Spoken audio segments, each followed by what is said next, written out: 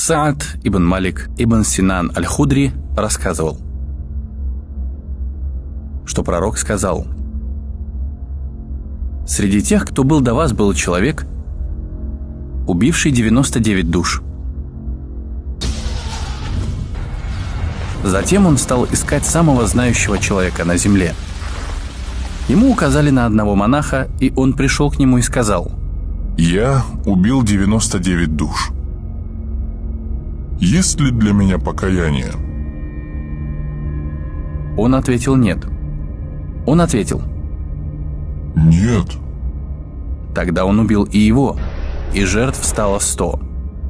Он продолжал искать самого знающего человека на земле, и ему указали на одного ученого. Он сказал: «Я убил 100 человек. Есть ли для меня покаяние?» Тот ответил: «Да». Что же может препятствовать твоему покаянию? Отправляйся в такую-то землю, где живут люди, которые поклоняются Всевышнему Аллаху. Поклоняйся Аллаху с ними и не возвращайся на свою землю, ибо она грешная». Он направился и прошел полпути, когда настигла его смерть. Ангелы милости и ангелы наказания стали припираться о нем. Ангелы милости сказали: «Он пришел покаявшимся, обратив свое сердце к Всевышнему Аллаху». Ангелы наказания же сказали: «Поистине он абсолютно не совершил благих дел». К ним пришел ангел в образе человека и рассудил между ними, сказав: «Измерьте расстояние отсюда до этих двух земель, и к какой он окажется ближе, оттуда и будет». Они измерили их, и он оказался ближе к земле, к которой стремился, и ангелы милости приняли его. В одной версии сказано: он оказался на 5 земли ближе к праведному селению и стал одним из них. В другой версии говорится: Всевышний Аллах внушил одной земле из них приблизиться, а другой отдалиться, и сказал: «Измерьте расстояние между ними». Он оказался на 5 земли ближе к первой, и Аллах простил его. Поистине, что могло препятствовать его покаянию?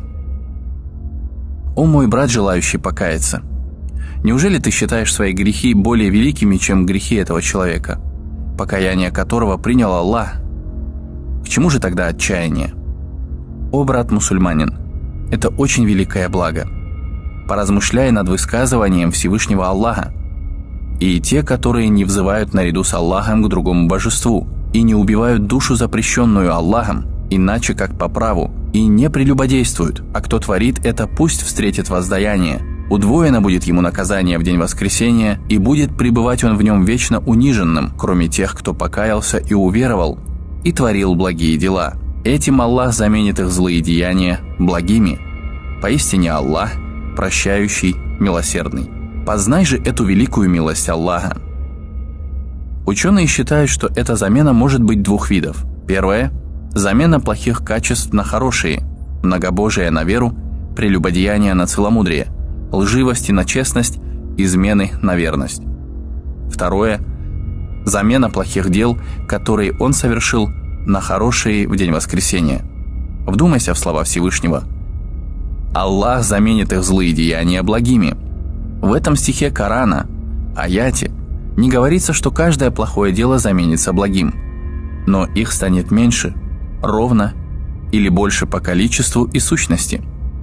О, братья и сестры, если вы не покаялись до этого времени, то пока не поздно сделайте это, ведь поистине мы не знаем, когда смерть настигнет нас.